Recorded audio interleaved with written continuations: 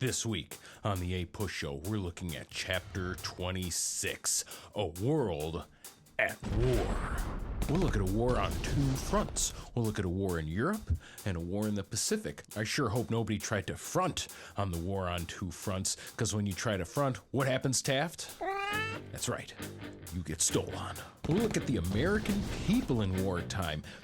I wonder if during World War II we would also have a duality in which a lot of people enjoyed a great degree of prosperity, but at the expense of lots of other people within the United States. I wonder if that will continue. And lastly, we'll look at the defeat of the Axis. Man, I sure hope my car's axis doesn't get destroyed on the way to work today, but if we destroy the Axis powers of Germany, Japan, and Italy, that's probably a good thing. All this and more this week on the APUSHow.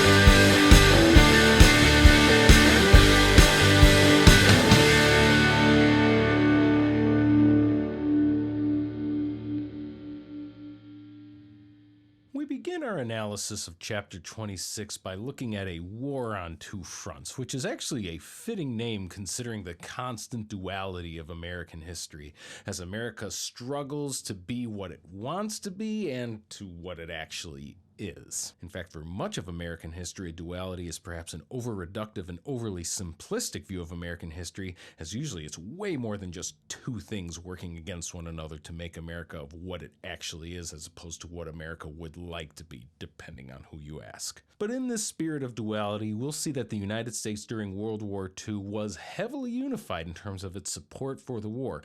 But in the true spirit of the United States history, we'll see that though there was a lot of unity in terms of support for the war, the same divisions that had plagued the nation since pretty much it began were still very much in place. Taft, you don't want to talk about the divisions? But now that Taft is back, Taft, are we unified in our effort to talk about the United States in World War II this week? Whoa, that's pretty unified, bro. In December of 1941, the Japanese had been engaged in war for 10 years, whereas the United States only began the war a few days earlier. The United States took a while to find itself in the war, and Japan seized on that opportunity. They would attack rapidly after Pearl Harbor, as they would take key American and Allied positions in the Philippines, Guam, Wake Island, the Dutch East Indies, Singapore, and Hong Kong by the spring of 1942. Early on, the United States found itself trying to fend off defeat as opposed to achieving victory. American-led forces, however, would achieve a key turning point in the battle at Midway Island in June of 1942, when the United States would win a key naval battle at Midway Island near Hawaii, as the Japanese fleet would lose control of the Central Pacific. The Americans would then take the offensive in the Pacific, as they would attack several key Japanese holdings in the Solomon Islands, as well as the islands of Gavutu, Tulagai, and Guadalcanal. Some of the war's heaviest and most brutal fighting would occur in the 6-month battle for Guadalcanal, but it would eventually result in a victory for the Allies. With the Central and Southern Pacific under control by mid-1943, the slow and violent Allied advance on Japan would continue for the next 2 years. And of course, as the United States was fighting war on two fronts, this would mean that they also had to hold off the incredibly rapid and aggressive German advance. By 1941, most of Western Europe had fallen, and only the British Isles remained to be conquered by the German army. England was on the brink of collapse, so the British would welcome the American entrance to the war, as did Soviet Russia, who were also suffering heavy losses by the German blitzkrieg. Unlike the Pacific, the United States had far less control of the war effort, as they had to coordinate their strategy with the British, the Russian, and the French resistance forces.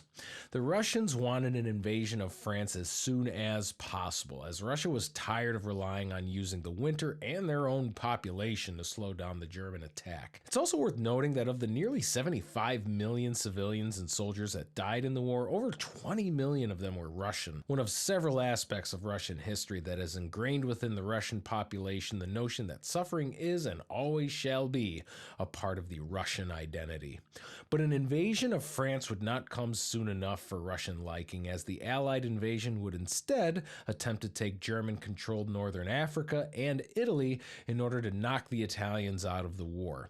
Thanks in large part to the efforts of the British Army led by General Bernard Montgomery and the American Army led by General George Patton, the Allies took northern Africa and most of Italy by May of 1944. Benito Mussolini's government would dissolve and the Italian dictator would flee to Germany. His successor, Pietro Badoglio, would shift Italy's alliance towards the Allies. But much to the dismay of Russia, all of this failed to sufficiently divert Germany's attention away from the Eastern Front. Just as Guadalcanal saw brutal fighting in the Pacific, so did Stalingrad, as the Soviets would hold on for dear life thanks to the extraordinarily heroic efforts of their population, as well as the brutal Russian winters. Soviet soldiers and citizens would hold the city sometimes despite not having adequate supplies like food or weapons. Citizens often starved and soldiers often had to fight in pairs, with one soldier holding a rifle and another holding spare bullets, ready to pick up the rifle should the other soldier fall. But in the end, their efforts paid off, as the Germans would be slowed down by Russian resistance and the extreme cold of Russian winter. Hitler committed heavily to taking Russia, but failed and lost vital pieces of his army as a result. However, despite their success, Russians paid a heavy price for holding off the German advance and resented American and British forces for not establishing a true second front sooner. Russians believed that American and British forces took their time on purpose in order to allow Russian forces to bear the heavy burden of holding off the Germans. Along with fighting a war on two fronts, American officials were confronted with one of the more horrific episodes of human history, the Holocaust. As early as 1942, high officials in the United States federal government were aware that the Nazi government of Germany was systematically rounding up and slaughtering Jews, Poles, communists, homosexuals, gypsies, and others. In total, 6 million Jews and 4 million others would be slaughtered, sometimes with industrial efficiency. However, despite knowing this, the United States government did almost nothing and in some ways even engaged in policies that were anti-Semitic. Under the direction of Assistant State Secretary Breckinridge Long, Jewish refugees would be refused entry into the United States during the war, and earlier in 1939, nearly 1,000 escaped German Jews aboard the German passenger ship the St. Louis were denied entry into Miami. They would be turned back to Europe and forced to live in countries that would later be conquered by the Germans. Official anti-Semitism by the United States, and by the way, a Semite is a Jew, so to be anti-Semitic is to be anti-Jewish, as well as a commitment to an isolationist approach to the war in Europe, may have cost several Jewish lives. By 1941, there was little the United States could do besides attack railroads that led to Nazi concentration camps where Jews were kept and slaughtered. However, the United States would instead focus on winning the war, which they would contend was the best thing to do to help bring an end to the Holocaust. Which brings us to a discussion of the American people during wartime. Now remember, World War II is really the mother of all total wars. Remember, a total war is when pretty much everybody and everything within a country is geared around towards winning that war, whether it's people actually fighting in the war or it's people producing things needed for the war to be successful. We'll take a look in this next section as how the United States engaged in the total war of World War II, as the war effort would pervade nearly every aspect of American life. In terms of the economy, World War II did what the New Deal failed to do, which was end the Great Depression. Thanks to a drastic increase in federal spending on building up the nation's war effort, the United States experienced war-induced economic recovery as unemployment and underproduction nearly vanished. Though the federal budget increased from $9 billion in 1939 to over $100 billion in 1945, gross national product rose from $91 billion to $166 billion within that same span of time. Also, thanks for the increase in gross domestic cat product yesterday when you puked on the carpet, Taft. Gross. One of the areas that experienced the largest degree of growth was the West, as nearly 10% of all federal wartime spending went to California alone. As the West Coast was needed in order to produce materials needed for the war in the Pacific, cities in California, Oregon, and Washington state would be developed in order to be able to contribute to the war effort. Shipbuilding yards, aircraft manufacturing facilities, as well as power plants, highways, and countless military operation buildings would be constructed in the West. As a result, result, the West would receive the infrastructure it needed in order to become the fastest growing region in the country following the end of the war. Labor during the war experienced incredible gains as the issue of labor surpluses and unemployment during the Great Depression gave way to large labor shortages. Nearly 15 million men and women would be taken out of the workforce and into the armed forces, which forced many people, like women and the elderly, to enter the workforce even though they were previously determined to be undesirable for work. Unions would also experience large gains as, just like in World War I, they would strike a deal with the government. In exchange for a no-strike agreement during the war, several unions and the government agreed that all new workers in unionized defense plants would be automatically enrolled in unions. Despite these gains and agreements, there were still nearly 15,000 work stoppages during the war, which were mostly wildcat strikes. Perhaps they called these strikes wildcat strikes because trying to control union members from taking collective action in the 1940s after the 1930s was about as easy as trying to get a wildcat to do what you want it to do. Kind of like getting Taft, who was a wildcat, to engage in the backwards hoodie trick.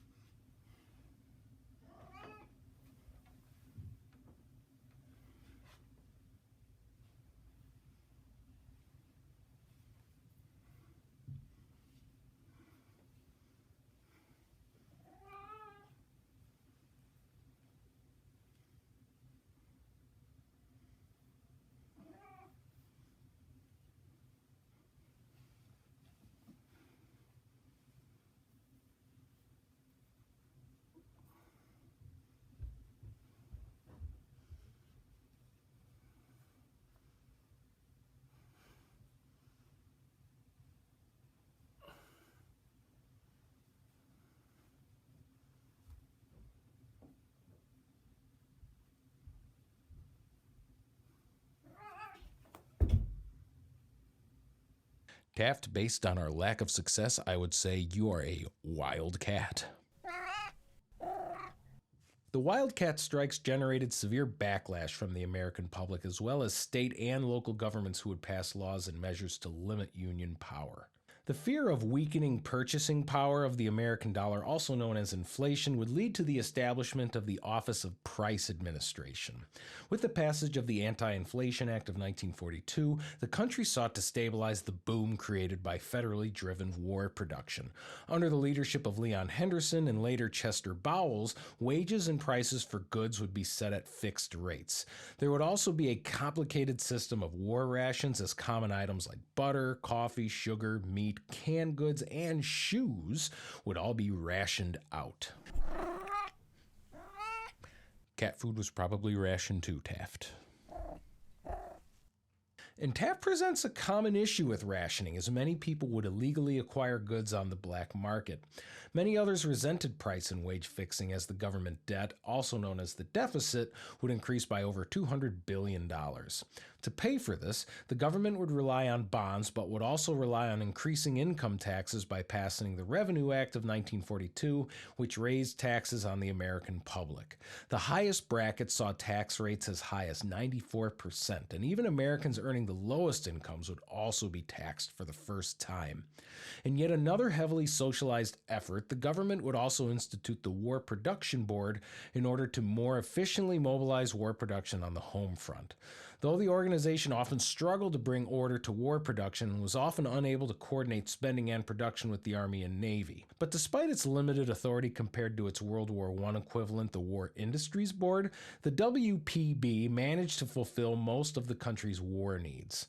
Slightly more successful was the Office of War Mobilization, which succeeded the WPB and was headed by former Supreme Court Justice James F. Burns. Both the War Productions Board and the Office of War Mobilization would be criticized by small business for giving government contracts to large businesses only, but both would fulfill the needs of the military, sometimes excessively, as some suggested that regular civilian production increase, a suggestion the military would flatly deny. In addition to production, American and Allied investment in research and development would increase tremendously during World War II, as nearly $100 million would be spent developing technologies for the war effort. The National Defense Research Committee would look to counterbalance the German and Japanese innovations that were proving to be incredibly disruptive.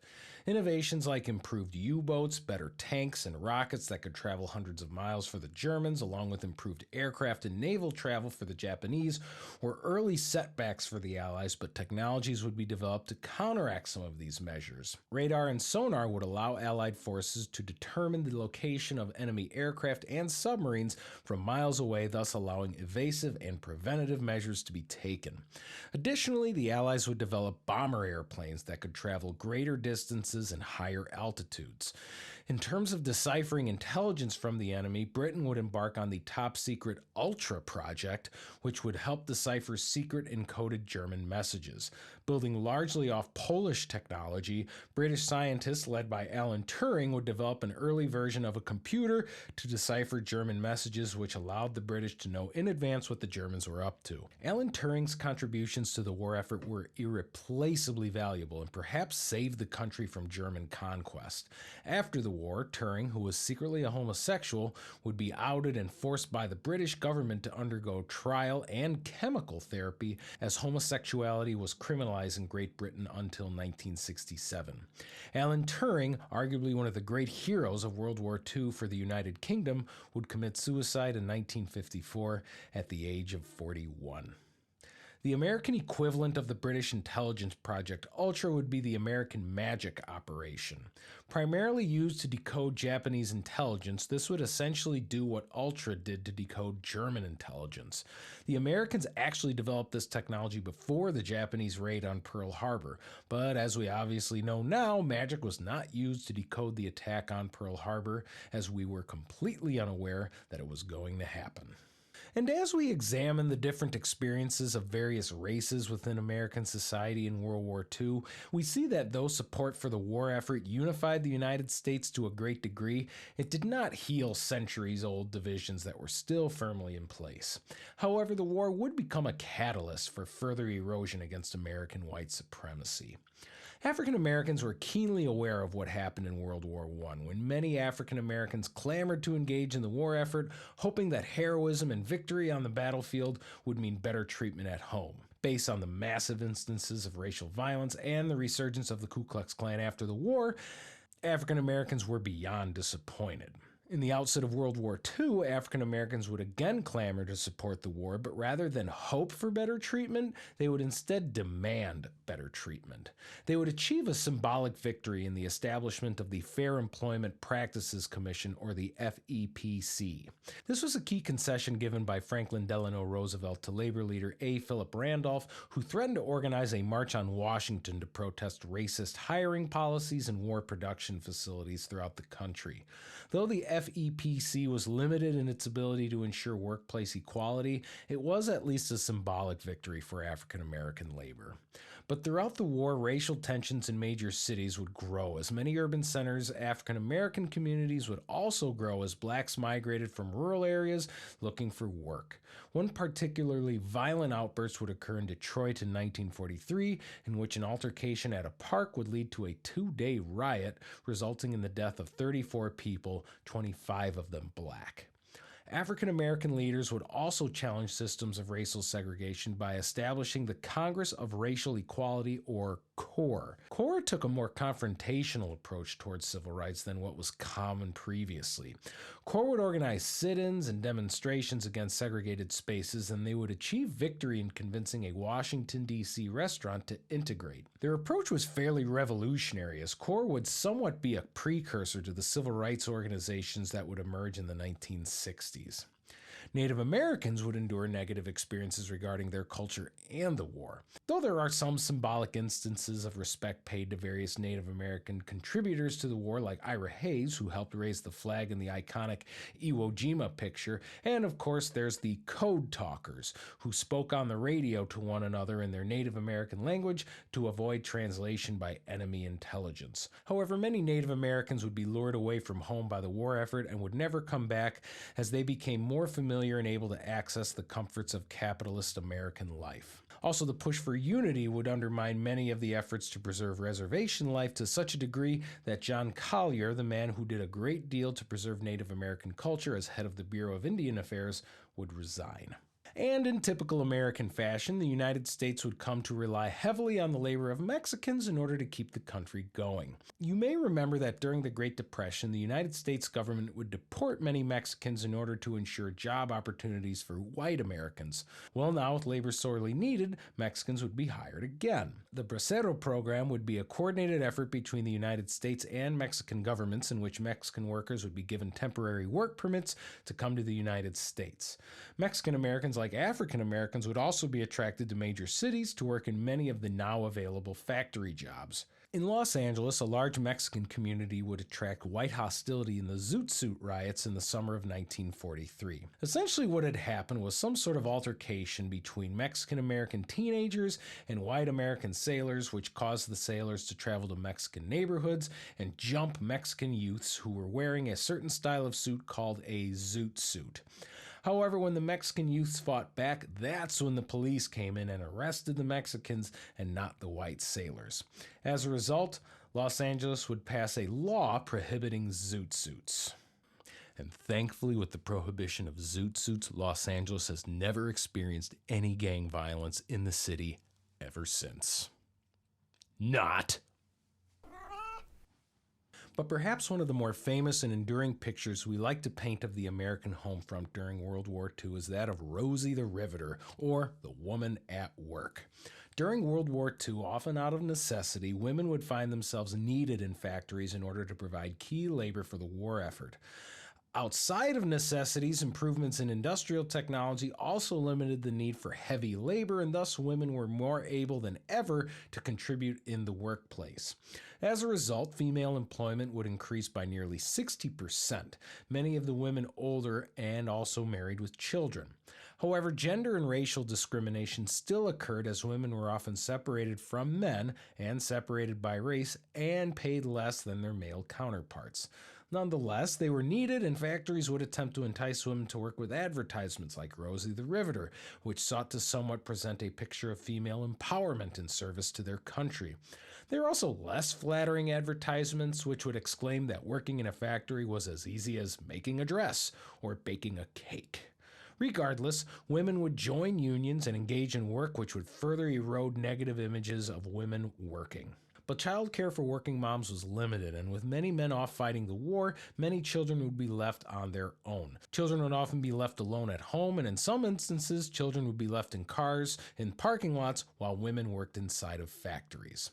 As a result, juvenile delinquency rose dramatically, as did instances of children being put to work, as more than a third of teenagers over the age of 14 were employed full-time. However, thanks to wartime prosperity, the marriage rate would increase and the marriage age would lower after the decline seen in the Depression.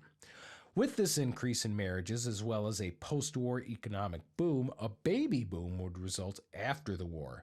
But because of the strain of separation, divorce rates would increase during the war as well. Though the war produced considerable degrees of anxiety for many Americans, what with so many brothers, husbands, fathers, and sons off fighting overseas and their returns uncertain, the booming wartime economy somewhat dulled that anxiety for a lot of Americans. The Depression was effectively over, and though many consumer goods were scarce because of the war, many were still available and many Americans had money to spend. Not only that, but diversions like movies, dance halls, popular music, and sporting events were all in full supply. Americans overseas began to embrace the idea of fighting for prosperity at home, the idea of fighting for a dream of a prosperous future once the war ended. The military would also commission efforts through the United Services Commission, or USO, to hire attractive young women to entertain troops. These women would be hired to dance and act as hostesses for the troops to provide the entertainment and companionship for men fighting overseas. However, these women were not to engage sexually with soldiers, as the women were instructed to maintain an attractive appearance and be friendly, but they were not to engage in anything beyond that. Now, did liaisons happen between USO women and soldiers? Absolutely, though documented instances are pretty rare. It is worth noting that while the military did tolerate some, quote, healthy heterosexuality, unquote, it did not tolerate homosexuality, as homosexuals were quietly discharged upon discovery. And as we examine other marginalized groups in the United States, we see that many of the feelings of hostility we saw in World War I would not be repeated in World War II. There was not a great deal of anger and resentment towards German and Italians. Sauerkraut was not renamed as Liberty sausage, and mozzarella did not become victory cheese. In fact, the support for the war effort would actually blur pre-existing ethnic distinctions for many, but not all. You still saw plenty of instances of racial tension and race riots between whites and African Americans and whites and Mexican Americans. But perhaps the most glaring and shameful occurrence of racism that would occur in the United States during World War II came at the expense of Japanese Americans. At the outset of the war, there were nearly 127,000 Japanese people living in the United States, most of them American citizens. However, anti-Japanese prejudice remained strong among many Americans, especially government and military officials, who would publicly express doubts that the Japanese could ever truly become loyal Americans.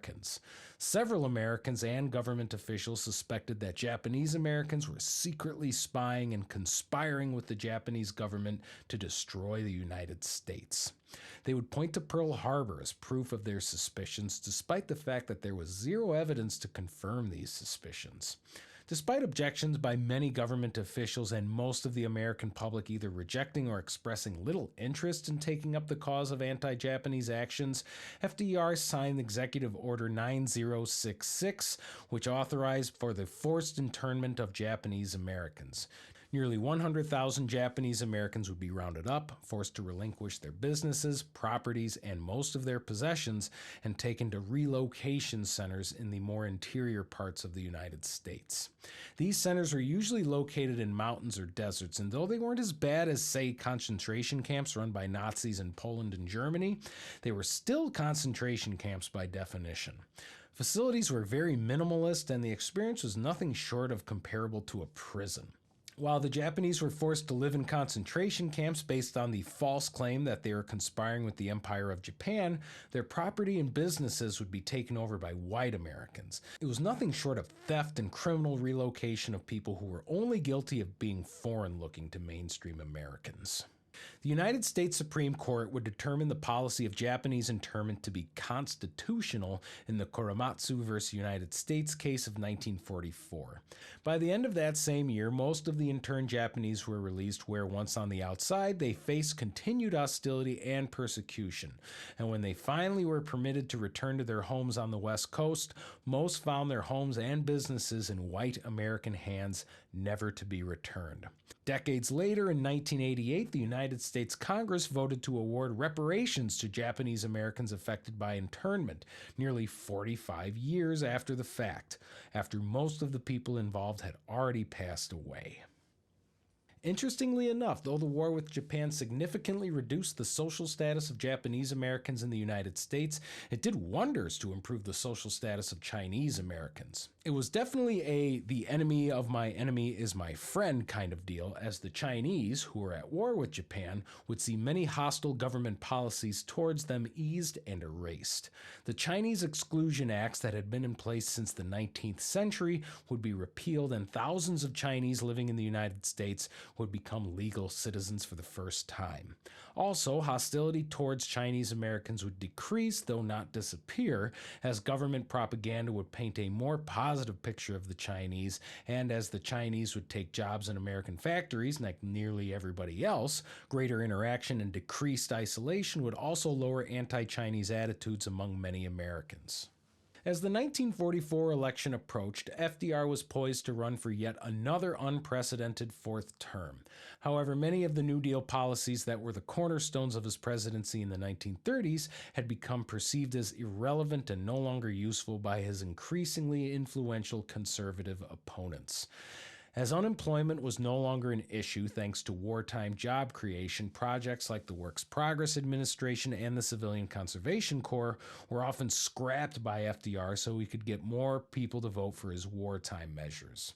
The 1944 election would focus on winning the war, the prospect of peace following the war, and the health of the increasingly frail president who secretly suffered from a heart and blood disease called arteriosclerosis. However, with his running mate Harry Truman, whom FDR didn't even know, FDR managed to prop himself up to such a degree to inspire confidence within the American people and was able to win yet another presidential election over Republican candidate Thomas Dewey. Democrats would also retain control of both the Senate and the House. And with the Japanese and German advances neutralized, American production capacity nearly doubling every other country in the entire world, the United States seemed poised to take the offensive and eventually take the German and Japanese capitals and effectively win the war. And though it's easy to get lost in the somewhat feel-good story of American victory in World War II, one must not lose sight of the absurdly high number of people who died in the war, whether they were military personnel or civilian personnel. Nor should one forget the brutal and explosive finish to the most brutal and explosive war to have ever happened in human history. In early 1944, American and British bombers were steadily bombarding German cities. Though these significantly weakened the German Air Force and broke the will of the German people in the middle of a total war, the bombings had very little distinction between soldier and civilian. As bombings persisted on German cities like Leipzig, Dresden, and Berlin, hundreds of thousands of German civilians, including women and children, would lose their lives. In June of 1944, the United States and its allies prepared to launch the largest amphibious invasion of all time in D-Day. Thanks to some deception by the United States military, air support from the Air Force, as well as artillery support, an invasive force of over 4,000 sea vessels and nearly 3 million Allied troops invaded the French coast of Normandy on June 6, 1944. Fighting along the beach was famously violent and horrific, but the superior arms and manpower of the Allies would win the day as the Allies would win the coast and push further into France. The following September, Allied forces completely drove the Germans out of France and Belgium after 4 years of occupation. Beginning in the winter of 1944, at the Rhine River, the Allied offensive would come to a halt as cold weather and a desperate last push by the German army would slow the advance. In the winter of 1944 and 1945, in the Ardennes forest, German forces would push the Allied line nearly 50 miles in the opposite direction, thus creating a bulge in the Allied attack. But eventually this final push was stopped and pushed back. Germany no longer had any serious means to launch an offensive against the Allies. As all of this was happening, Soviet Russia, with almost no help from anyone else, continued to push the German army away from the east. In a move that would have serious implications for post-war Europe, British and American forces opted not to speed their advance and allowed Russia to take the eastern part of Germany, which they would continue to control for the next 40-plus years. With Soviet and Allied armies closing in, Adolf Hitler would commit suicide in a Berlin bunker. A few days earlier, Benito Mussolini would be executed by Italian leftists and his body hung and beaten in a public square. At the Elbe River in Germany, Soviet, American, and British forces would meet on May 8, 1945. Germany was officially defeated. Victory in Europe was achieved, and a somewhat restrained celebration ensued as the war in the Pacific was still yet to be won. Though the Allies continued to push the Japanese further and further towards their home island, Japanese resistance only grew more fierce the further the Allies advanced. Despite American support for Chinese resistance in the construction of a supply road across the Himalayas, conflicts between the Chinese communists and Chinese nationalists prevented China from mounting any serious resistance to Japanese occupation. The Battle of Leyte Gulf would be the largest naval battle in history as the Japanese, somewhat like the Germans in the Battle of the Bulge, would launch a desperate attack against the American Navy. But just like the Battle of the Bulge, superior manpower and firepower would win the day, and the Japanese Navy no longer posed a serious threat to the United States. However, Japanese resistance grew more and more fierce the closer the Americans got to mainland Japan.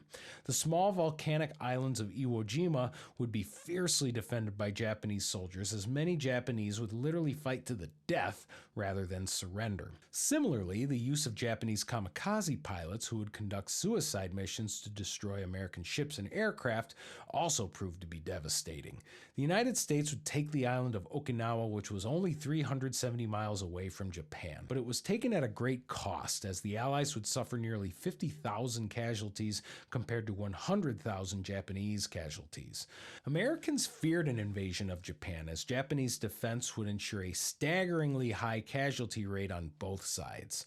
Though there were some efforts on behalf of Japan and also Russia to broker a peace deal, efforts seemed to gain little traction. However, efforts for a Russian-arranged peace deal would prove to be unnecessary thanks to the American use of the atomic bomb. By early as 1939, German scientists began researching the use of atomic weapons. Atomic physicists had been conducting experiments and writing theories in the early 20th century that would become the foundational principles behind the development of the bomb. Albert Einstein was one of these physicists, and he implored the American government to also begin developing a weapon in the hopes of creating one before the Germans. And I'm not going to go into a great deal of depth as to how an atomic bomb actually works, as I'm a history teacher and not a nuclear physicist, and Taft is not a nuclear physicist either. Oh, you are not. But anyways, just try to remember that it involves uranium and plutonium and splitting atoms, which releases a whole bunch of energy after a chain reaction. And it took a whole bunch of very brilliant people and a whole bunch of money, and all those people and monies working in different areas of the country to figure out how to put that atomic chain reaction inside of a bomb, which would end the war and dramatically change the world. Italian physicist Enrico Fermi would discover radioactivity in uranium in the 1930s. He would emigrate to the United States and help create the first controlled atomic chain reaction in 1942, the same type of chain reaction used in an atomic bomb. The Army would then take over the project and would call it the Manhattan Project, as it was organized in the Manhattan Engineer District Office of the Marine Corps. With government support and numerous scientists working together in sites all over the country, progress on the bomb increased rapidly until the first test bomb was detonated on July 16, 1945. In a desert in New Mexico, a bomb called Trinity would be detonated, unleashing the brightest flash of light ever seen on Earth, creating a massive crater in the Earth and unleashing a mushroom-shaped cloud that stretched for miles in the sky. By the time scientists had been able to successfully develop and detonate a nuclear bomb, Franklin Delano Roosevelt had already died while in office, leaving Vice President Harry Truman in charge of the country. Truman was frustrated by continued Japanese refusal to unconditionally surrender, as Japanese military hardliners still stubbornly refused to give in to the inevitable Allied victory. When news of the development of an atomic bomb that could end the war quickly crossed the president's desk, Truman viewed it in a very black and white approach. Truman felt that if he had a weapon that could end the war, he owed it to the American public and the American soldiers to end the war as quickly as possible. However, many people, including the scientists who developed the bomb, had grave doubts about its use. They worried about what could potentially happen should the atomic weapon become commonly used, as the end of life on Earth because of human activity seemed more of a potential outcome than ever before. Since the bomb's use, debates over whether or not it should have been used have raged ever since. Some have argued that the Japanese would have surrendered anyway, that the bomb could lead to the end of life on Earth, and that the bomb would make the United States seem like a cruel and murderous state. Others argue that the Japanese never would have surrendered without the bomb's use, that the bomb saved lives, as an invasion would have costed perhaps 1 million casualties, and that the bomb demonstrated to the rest of the world, especially the Soviet Union, how powerful the United States was. Regardless of the arguments for and against the atomic bomb, the first would be dropped on the Japanese city of Hiroshima on August 6, 1945. With a single bomb, a 4-mile radius of the city would be completely incinerated instantly. More than 80,000 civilians died as a result, and countless more would suffer from radioactive exposure, as they would develop cancers later in life and pass on birth defects to their children. After the stunned Japanese government still refused to surrender, a second bomb was dropped on Nagasaki 2 days later, this time killing over 100,000 civilians. The use of these particular targets in Nagasaki and Hiroshima have also generated a large degree of criticism, as neither were considered serious military targets, and many have suspected that the reason these two almost entirely civilian cities were chosen is because they were previously untouched by the war. This would allow the United States to demonstrate to the world and itself how devastating this weapon truly was without interference from previous attacks. In a sense, it worked, as the United States and the world would see for itself how devastating these weapons truly were, and the Japanese would agree to surrender. On September 2nd, 1945, aboard the USS Missouri, Japanese officials signed articles of surrender. The war had ended, and though millions all over the globe celebrated, memories of the millions lost and fears of an atomic future remained in the back of the minds for people not only in the United States, but the world over.